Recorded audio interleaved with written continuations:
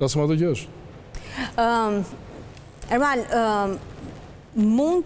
kjo dalja ballë për ballë e Ervin Saljanit me Sali Berishën.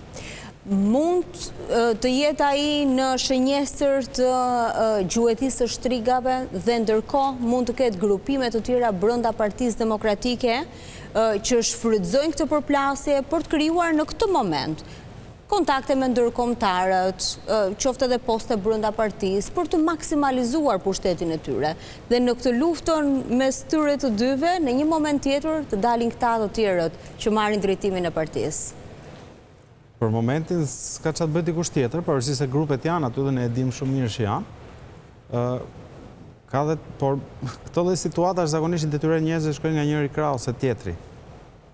Ka grupe aty që janë edhe për largimin e Berishës, po dhe që janë konkurrent të Saljanit dhe Ali Mehmetit. Dhe që kanë dhe një lloj raporti me ndërkombëtarët. Po tjetër. Se në çdo foto me ndërkombëtarët shfaqen. Raporti kanë, po grupet janë aty, domethënë dhe i ndan një vijë shumë e holl, domethënë nga grupi armiqësor, nga grupi brenda partisë. Se kjo është dhe frika më e madhe, në fakt që çfarë do lloj fraksioni ose çfarë do lloj grupi që kërkon diçka, kërkon një ndryshim, një gjë brenda partisë, të shpallet grup armiqësor. Se është ajo shpreha ujku çakalli bën gërdin nga ana tjetër. Faktikisht me mënyrën se si u shpreh Berisha sot, me fjalë më duk pak e nxituar, se Berisha nuk hyn në është politikan karriere dhe është nga figurat historike dhe nuk i takonte për këta dy persona të shprehin në atë mënyrë. Berisha jep mesazh demokratit militant që të distancohet në takimet që këta do të kenë në qytetet e tjera. Berisha me atë komunikim që dha sot, ka filluar një goditje ndaj atyre personave sot me sharje, me fyrje, e që të them, fillohen ajo turma, gjë që nuk është e mirë. Turma filloi përpara se të shprehej Berisha. Jo, e vërtetë është ishte shumë agresiv reagimi Berishës. Nuk duhej, për mendimin tim s'duhej. Nuk ishte pse ti ishte aq agresiv. Por kam përshtypjen që Berisha ndoshta, ndjes që të ndërpreva, ndoshta e shikon sikur Saljani është duke bërë presion me këtë lëvizje. Dhe të paktën me çfarë ka parë Berisha nuk e pranon presionin. Ka një gjë. Nuk e pranon marrëveshjen, jo presionin. E disa grupe përpara kanë tentuar të bëjnë këtë lëvizje që po bën Saljani sot me Ilir Ali Mehmetin, që unë e shikoj si oksigjen. Tjetër gjë si mendim ndryshe. Më pas kanë krijuar partinë e tyre. E disa kanë tentuar. Berisha është kaq i fortë sa nuk i thyen dot askush. Është shumë i ngurtë Berisha në grupin që ka dhe ai rreth është shumë i fortë. Jo, kjo është e qartë se u kthye pas. Ai shumë kohësh nuk e mendonte njëri, Berisha në këto kushte që është Partia Demokratike, të kishte një kryetar tjetër, nuk do t'i merrte dot 5000 vota, 100.000 vota. Ndërsa ky mbledh akoma vota. Është e 400.000 votë që akoma. 500.000 po, vetëm se ka diçka. Për ta marrë si shembull shoq historik se më pëlqen historia. Her pas i parim vikingët kur shkonin dhe luftonin në Angli.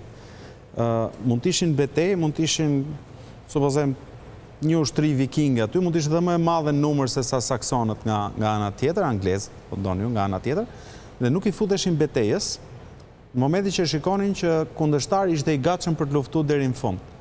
Pavarësisht se e dinin që do fitonin, sepse Meraku nuk ka qenë thjesht të fitoje, problemi ishte duhet humbi sa më pak ti vet.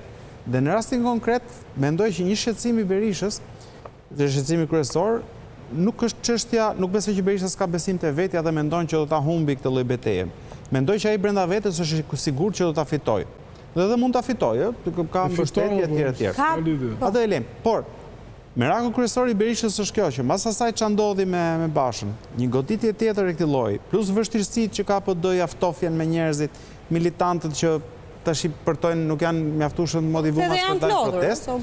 Ai merr një lloj goditje dhe nga ajo PD-ja, aq sa çështë sa çka ngel, tash i shkëputet edhe një pjesë tjetër. Do kjo është ajo gjëja që mendoj që e shqetëson atë.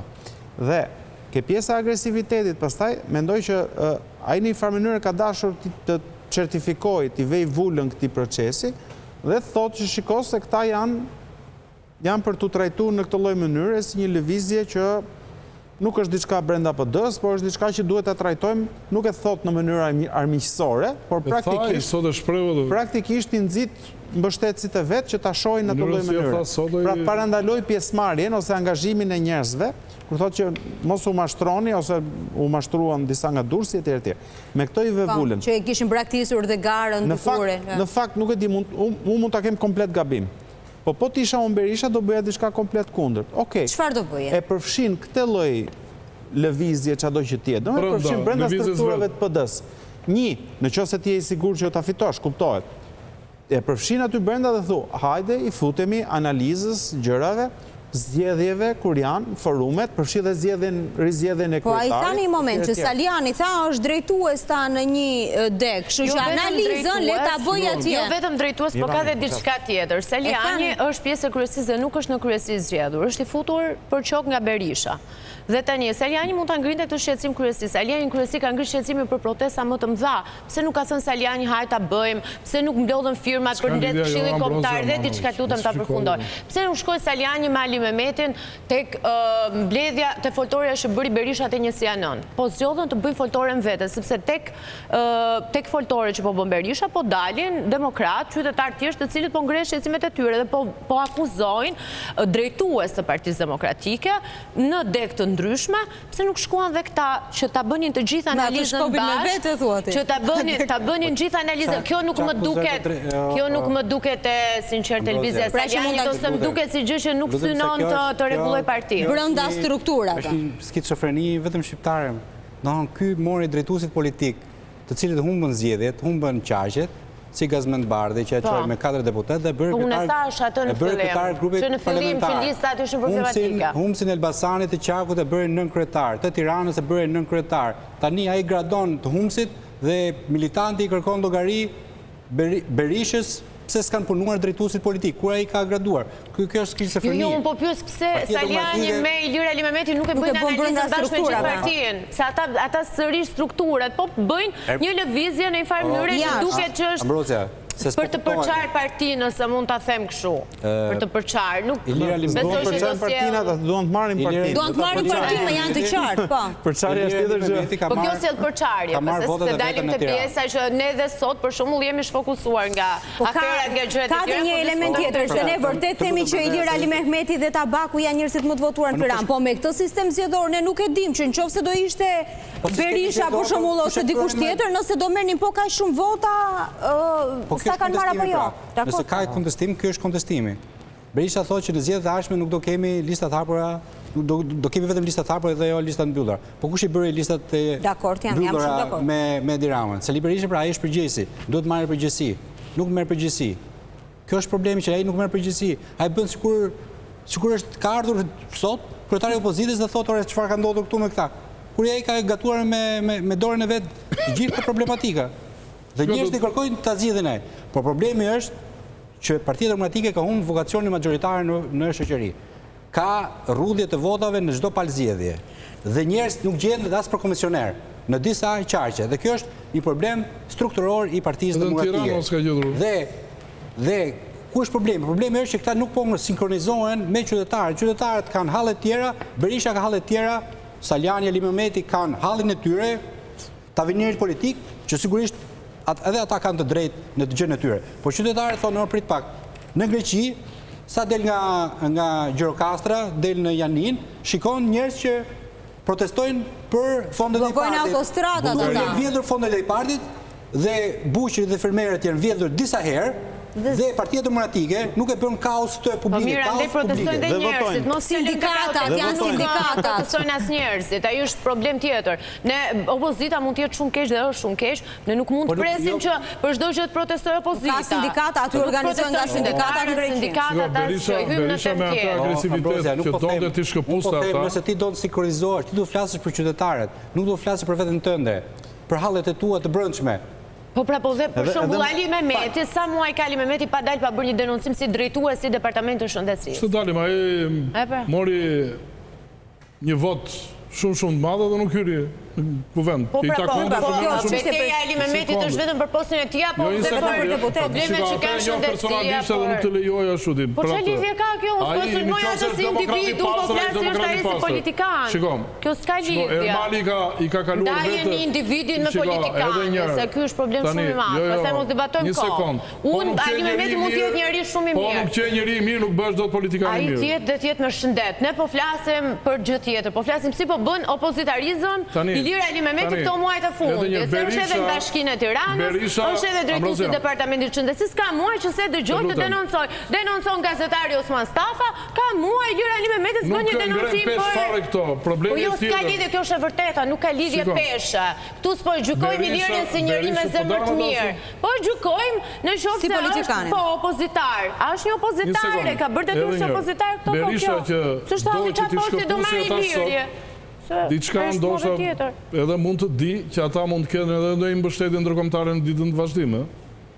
Edhe kjo lloj shprehje, të cilën ai tha sot, është për të krijuar, për të ngritur murin që shiko se këta janë kundër PD-s dhe derisa të vi takimi me ata të cilët do t'i mbështesin, se janë dy figura kryesore të Partisë Demokratike sot, janë nga më premtuesët të Partia Demokratike, nuk janë ata që ka Berisha me vete.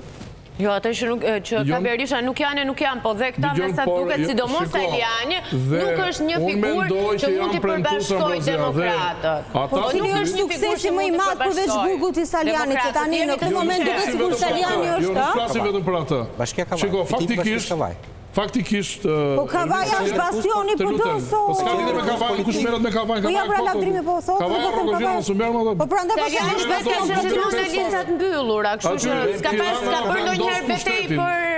Është Tirana që vendos pushtetin. Kush është suksesi më i madh i Sajlianit në këto 10 vite politikë? Bashkisë Kavaj me Fisnik Qosje dhe Hysem Kadiun ka krijuar dy njerëz edhe i ka mbështetur dy njerëz dhe kanë fituar bashkinë edhe me mbështetjen e Berishës. Unë mbaj mend Sajlianin. Ka dhënë prova që ditë fitoi. Unë nuk po them që ai është Deus ex machina që do të zgjidhë gjithë problematikat e Partisë Demokratike. Po flasim për një person që fiton. Dhe ne duhet të respektojmë këto personat që fitojnë fitore të vogla, jo fitore të mëdha. Partia Demokratike ka vite që nuk bën fitore të mëdha. Të paktën Sajliani ka dhënë shembull që në Korçë ka luftuar dhe ka takuar elektorat më shumë se sa ata të tjerët. Ka dhënë prova. Nuk është i tanishëm Sajliani. Sajliani që kur filloi politikën ka qenë shumë aktiv edhe në media dhe me elektoratin. Unë e mbaj mend shumë mirë. Nuk po them se tani ai është më asi, por ai tani është pjekur, por kjo formë unë nuk e shikoj prapë ndarje. Pavarësisht se Berisha ndjen rrezikun. E ndjen në rrezikun, ta them unë. Nuk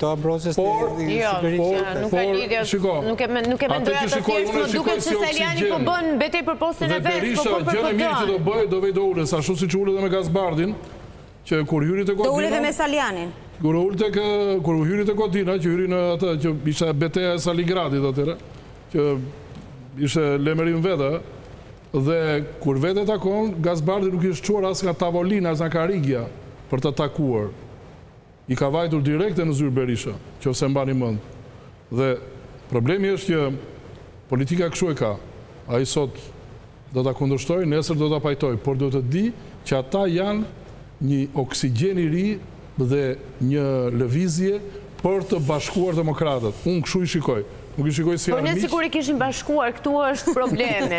Ky brenda ishte, tani vetëm po dolën. Si ishin ata brenda me shpirt ata, aty kanë qenë, por Sajliani ka qenë dikur një person i cili ka kundërshtuar Berishën, mbajti deri vonë, mbajti krahun ose mbajti idenë, mbrojti idenë që Sali Berisha nuk duhet ishte më në krye të PD-s për shkak edhe të penalizimit me ndërkombëtar të përgjithë gjërat e veta, shëndrimit i tij.